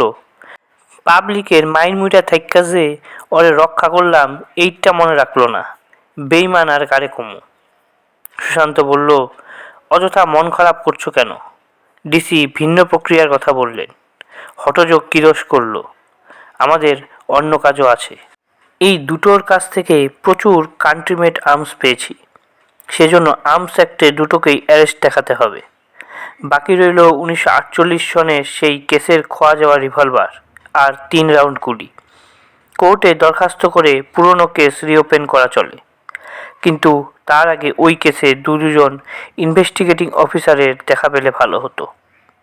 ঘোষ বলল, বস, তেনারা 1948 সনের ইন্সপেক্টর। ডিপার্টমেন্টে যে নাই ওই কথা যে কেউ কইতে পারে, তবে আগের দিনের লোক, ভেজাল খান নাই, ননি ঘি দুধ খাইয়া মানুষ, সুস্থ শরীরে বিচরণ করছেন আশা করি, খোঁজ খবর নেওয়া যাইতে পারে। সুশান্ত বলল, আনন্দমোহন চক্রবর্তী আর প্রকাশচন্দ্র মজুমদার। না হে, আমি অন্তত এদের কখনো দেখিনি। আমরা পুলিশে ঢোকার আগেই এরা রিটায়ার করেছেন। তুমি চেনো এদের? ঘোষ বলল, আপনারা বয়সের দিক দিয়া পোলাপান, লাটবাগানে ট্রেনিং নিছেন, আর এই 2 জন ব্রিটিশ আমলের দারোগা ইন্সপেক্টর, ট্রেনিং পাইছেন সর্দায়। আমি ভাগ্যদোষে কনস্টেবলের খাতায় নাম লেখাইছিলাম। এই 2 ব্যক্তি স্পেশাল ব্রাঞ্চের বড় সাহেব, অর্থাৎ কিনা অ্যাসিস্ট্যান্ট কমিশনার ওই সময়। তখন তো হাতে গোনা এসিডিসি, এক একজন উচ্চপদস্থ রাজকর্মচারী। সাধ্য কি কনস্টেবল পর্যায়ের কেউ গিয়া আমডাগাছি করে? তবে অহন তো আর চেয়ার নাই, কাজেই চোটপাটো নাই, খোঁজ নিতেই পারি। সুশান্ত বলল, যাক, এদের খোঁজ তোমাকে করতে হবে না। এবারে মনীশ সরকারকে খবর দাও, ওটা ওর কাজ। 7 মনীশ সরকারকে খুঁজতে হলো না। 10 মিনিট না যেতেই সশরীরে সুশান্তের দপ্তরে হাজির। ঘোষ বলল, মনীশবাবু, আমি তোড়জোড় করছিলাম তোমারে কোথায় গিয়া ধরি, এই দেখি মেঘ না চাইতেই জল, নিজে নিজেই আইসা গেলা। বাতাসে খবর পাইছিলা নাকি? মনীশ বললেন, তা একরকম বলতে পারো। লালবাজারেরই মুভমেন্টে ডিউটি পড়েছে, এমন সময় চৌকো গ্যাজেটে খবরটা কানে এলো, তাই চলে এলাম সাত তাড়াতাড়ি। সুশান্তের হাতে বাবার খুনিরা ধরা পড়েছে, সেই ছিনতাই হওয়া অস্ত্র ধরা পড়েছে, তাই আর তর সইছিল না। সুশান্ত বলল, মনীষদা, আমাদের কলকাতা পুলিশের চৌকা গ্যাজেট হলো সেপাইদের মেসের রসুইঘর, ওখানে নাকি বাতাসের আগে খবর ছোটে। তবে জেনে রেখো, ওইসব খবরে কিছুটা সত্যি যেমন, বাকিটা রং চড়ানো তেমনি। সত্যিটা হলো, তোমার বাবার কাছ থেকে ছিনিয়ে নেওয়া রিভলভার, যেটা আবার তার মৃত্যুরও কারণ, মার্ডার ওয়েপন, সেটি আমাদের হাতে এসেছে। 3টি গুলিও উদ্ধার হয়েছে। মনে হয় ওই 3টি বুলেট 3 রাউন্ড ফায়ার হওয়ার পর ওই রিভলভারে থেকে গিয়েছিল। তেমন হয়ে থাকলে ওই সর্বনাশা রিভলভার থেকে অত বছরেও কোনো গুলি খরচা হয়নি। অসত্য যা, তা হলো, আমার কাছে যারা ধরা আছে তাদের মধ্যে কেউ তোমার পিতৃ হত্যায় জড়িত ছিল বলে মনে করি না। অর্থাৎ খুনি ওই সময় ধরা পড়েছিল কিনা জানি না, আমি অন্তত তার দেখা পাইনি। মনীশ বললেন, সুশান্ত, কথাটা শোনাচ্ছে অদ্ভুত। যার কাছে মার্ডার ওয়েপন ছিল সে যদি খুনি নাও হয়, ওই অপরাধের সঙ্গে কোনো না কোনোভাবে জড়িত, এমনটাই তো হওয়া সঙ্গত। সুশান্ত বলল, অপরাধের সংজ্ঞায় সবচাইতে নিকৃষ্টতম অপরাধ হলো হত্যা। হত্যার সঙ্গে ব্যবহৃত অস্ত্র কারো কবজায় থাকলে সেটাও একটা অপরাধের মধ্যেই পড়ে। সোজাসুজি অস্ত্র আইন, আর্মস অ্যাক্ট ছাড়া খুনের অস্ত্র ওদের কাছ থেকে উদ্ধার হয়েছে, সেজন্যে উপযুক্ত পেনাল কোড রয়েছে। দুর্ভাগ্যবশত এই অপরাধ সংগঠিত হয়েছিল 20 বছর আগে, এবং যে দুজনকে আমরা ধরেছি তারা ওই সময় প্রায় দুগ্ধপোষ্য বালক। কোনো মতেই এই দুজনকে ওই খুনের জন্য দায়ী করা চলে না। মনীষদা, আমি তোমাকে খুঁজছিলাম এই কেস সম্পর্কিত অন্য একটা কারণে। 1948 সালে ওই কেসের দায়িত্ব ছিল দুজন ইন্সপেক্টরের হাতে। দুজনেই স্পেশাল ব্রাঞ্চে পোস্টেড ছিলেন। তাদের নাম আনন্দমোহন চক্রবর্তী আর প্রকাশচন্দ্র মজুমদার। এদের সম্পর্কে কোনো আলোকপাত করতে পারো? মনীশ বললেন, বিলক্ষণ পারি। এ দুজনেই প্রথম জীবনে পূব বাংলায় চাকরি করতেন। ইন্ডিয়া পাকিস্তান হওয়ার সময় এরা ঢাকায় পোস্টেড ছিলেন। দেশভাগের পর ইচ্ছুক পুলিশ অফিসারদের ইন্ডিয়া অর্থাৎ পশ্চিমবঙ্গে আসতে দেওয়া হয়, আর তাদের পরিবর্তে এখানকার মুসলিম অফিসারদের ইস্ট পাকিস্তানে যেতে দেওয়া হয় সরকারি হুকুমনামায়। এই দুজন অফিসার ঢাকায় কাজ করতেন বলে কলকাতা পুলিশেই নাম লেখালেন। পরিণত বয়সে কলকাতায় এসে আটঘাট বুঝতেও সময় লাগে। স্পেশাল ব্রাঞ্চে তেমন দৌড়ঝাঁপ নেই, দিব্যি ছিলেন। ওই কেস হাতে আসতে কিঞ্চিত হাবুডুবু অবস্থায় পড়লেও তদন্ত বুঝতেন, সামলে নিয়েছিলেন। ধরপাকড় মন্দ করেননি, কিন্তু বারবার হোঁচট খেতে হয়েছে। রাজনৈতিক অস্থিরতা, সদ্য দেশভাগের পরে হাজারো সমস্যা। আমি দুজনের কাছেই গিয়েছিলাম, শুনেছিলাম দুজনেই নাকি খিটখিটে মেজাজের। আসলে লোক হিসেবে খারাপ ছিলেন না, সময় দিলেন, অনেক কথাও বললেন, তাতে কাজের কথা কম, সহানুভূতি আর উপদেশ প্রচুর। দুজনেই তখন 50 পার করেছেন, রিটায়ার করেছেন অন্তত 1 যুগ আগে। একজন শুনেছি বেহালা, অন্যজন গড়িয়ার দিকে বাসা নিয়েছিলেন। ওদের বর্তমানের খবর আমার জানা নেই। ডিডির হেড কনস্টেবল বৈজনাথ সিং পালোয়ান আসামিদের প্রাথমিক জিজ্ঞাসাবাদ নিজের দায়িত্বেই অনেক দিন ধরে করে আসছে। এই কাজটায় ওর দক্ষতা অপরিসীম। আচ্ছা আচ্ছা ক্রিমিনালদের বৈজনাথের ছানবিনের পরে লেজে গোবরে খাড়ি দিতে দেখা যায়। থানায় যখন ছিল তখন আখড়ায় নিয়ে ধবিপাট দিয়ে পুছতাছ শুরু করত। লালবাজারে আখড়া নেই, তাই বিশুদ্ধ হঠযোগ দিয়ে কাজটা চালিয়ে নেয়। বৈজনাথের পাহাড়ের মতো আয়তন, সুশান্তদের ঘরে ঢুকতে পুরো দরজাটাই ওর আড়ালে চলে গেল। ঘোষ শুধালো, পালোয়ান, কিছু কইবা? তোমার কর্ম সমাধা হইল নাকি? দুই বান্দরের অবস্থা সন্তোষজনক আছে তো? ওষুধপত্র ঠিকঠাক চলছে তো? দিল কিছু জবানবন্দি। বৈদ্যনাথ বলল, सब ठीक बा हुजूर। बद्री और मुख्तार कुछ कहने चाहता है। न्यू मार्केट में जो डकैती हुआ उसमें उस्मान नाम का कोई पापी है। उस्मान के पास बिल्कुल असली जैसा .38 रिवॉल्वर है एक ठो। असली कोल्ड से कुछ कम नहीं। ऐसा चीज मुंगेर में भी बहुत मुश्किल से मिलता। उस्मान पुराना खरीदार। कोई बार मुलाकात होते रहता है। उस्मान को पकड़ना है तो ये दोनों मदद कर सकता। সুশান্ত বলল, গুড। ওসমানের কাছে যেটি বিলকুল বিলাইতি জেসা রিভলভার রয়েছে সেটি জোগাড় করলো কোত্থেকে? বৈদ্যনাথ বলল, और कौन? ये दोनों सप्लाई किया था। ঘোষ বলল, মার কৈলাস। ওসমান রে ধরাইয়া দিতে পারবো। ওরে ধরতে পারলেই কান টানলে মাথা বাইসা পড়ব। ওসমান থাকে কই? কোন সময় গেলে কর্ম সফল হইব? সুশান্ত বলল, বৈদ্যনাথ দুনোকে ইহালে আও। সোজাসুজি ওরাই বলুক। বদ্রির কোল্ড রিভলভারের গল্প পরে শুনবো না হয়। হাতের পাস তো রইলই। একটু বাদেই বৈদ্যনাথ দুইজনকে নিয়ে সুশান্তদের সামনে দাঁড় করালো। সামান্য সময়ের মধ্যেই বদ্রি আর মুক্তারের চেহারায় প্রভূত পরিবর্তন হয়েছে। দুজনের চুল উস্কু খুস্কু, চোখে উৎকণ্ঠা, চোয়াল ঝুলে গেছে। ঘর্মাক্ত দেহ আর অতি কষ্টে খুঁড়িয়ে খুঁড়িয়ে হাঁটছে। ঘোষ কৌতূহলী হয়ে শুধালো, ওস্তাদ বৈদ্যনাথ, তুমি কি ওদের পায়ের পাতায় লাঠৌষধি প্রয়োগ করেছো নাকি? হাঁটতে পারে না জোয়ান মর্দ দুইটা, কেসটা কি? বৈদ্যনাথ বলল, क्या सर, ऐसा क्यों करेंगे? दोनों को घुटने में दर्द, हमें क्या कसूर? ঘোষ বলল, হ্যাঁ বুঝছি বুঝছি। 300 বইরা বৈঠক একদমে দিলে ঘুটনে মে দর্দ হইতেই পারে। দুইজনে যে নড়াচড়া করতে পারছে এইটাই অনেক। যাই হোক, পথ সঞ্চালন করতে পারছে না তার লগে মুখমণ্ডলের ক্রিয়া প্রক্রিয়ার কোনো সম্বন্ধ নাই।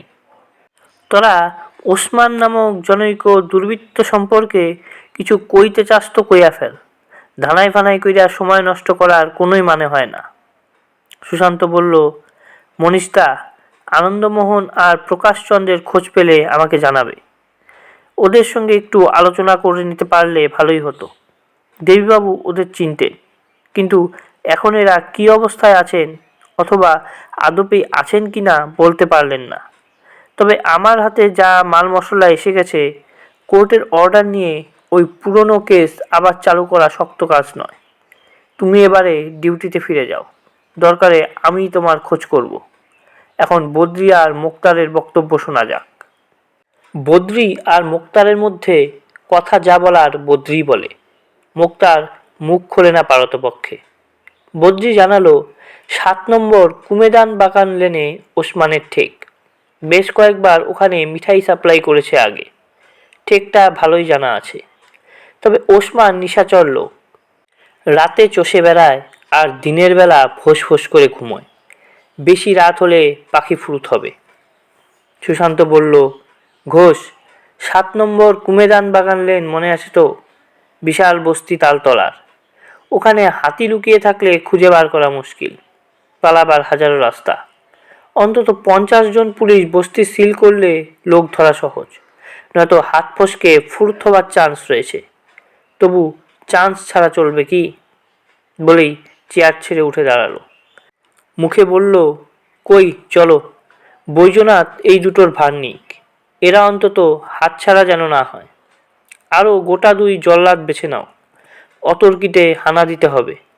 ওসমানের কাছে আগ্নেয়াস্ত্র আছে, দুম করে চালিয়ে দিতে দ্বিধা করবে না। সার্জেন্ট দাসকে প্রায় ঘায়েলি করে দিয়েছিল, ভুলে যেও না। সুশান্ত বেশি লোক নিল না। লাখো আর বিন্ধেশ্বরী। বৈদ্যনাথ বদ্রি আর মুক্তারের দায়িত্বে। দড়ি ধরা হ্যান্ডকাপ বাদই দিল। লোকের অহেতুক নজরে আসবে। বৈদ্যনাথের লৌহ মুষ্টি ছাড়ানো ভীমসেনেরও দুঃসাধ্য।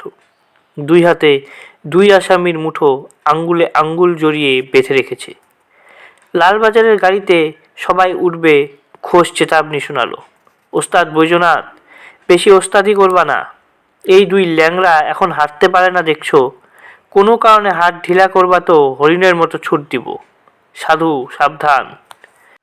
কুমেদান বাগান লেনের ওই বস্তি গোলকধাঁধার মতো, গায়ে গায়ে লাগানো টালির ঘর, খোলা নর্দমা, উপচে পড়া মানুষজন। তার মধ্যে কোথাও তরস্বরে রেডিওয়ে গান চলছে, কোথাও হা হা হি হি, কোথাও বা চিল চিৎকার। যতই সাদা পোশাকে থাকুক, যতই নিঃশব্দে চলুক, আগন্তুকদের চেহারাই এক একটি পরিচয়পত্র। একবার দেখলেই যে কেউ বলবে এরা পুলিশ।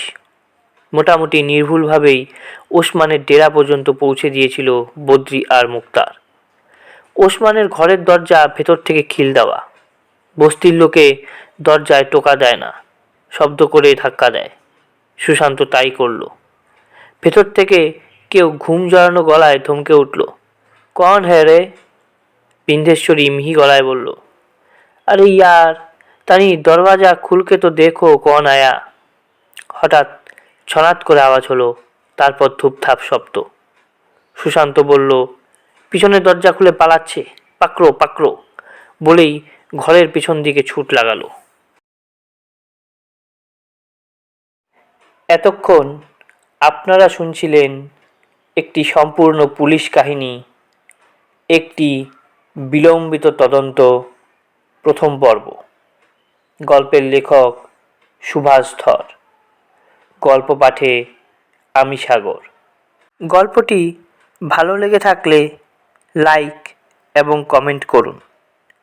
এই ধরনের আরও রহস্য কাহিনী শুনতে চ্যানেলটি সাবস্ক্রাইব করে পাশে থাকা বেল আইকনটি ক্লিক করে দিন। সঙ্গে থাকুন, ভালো থাকুন।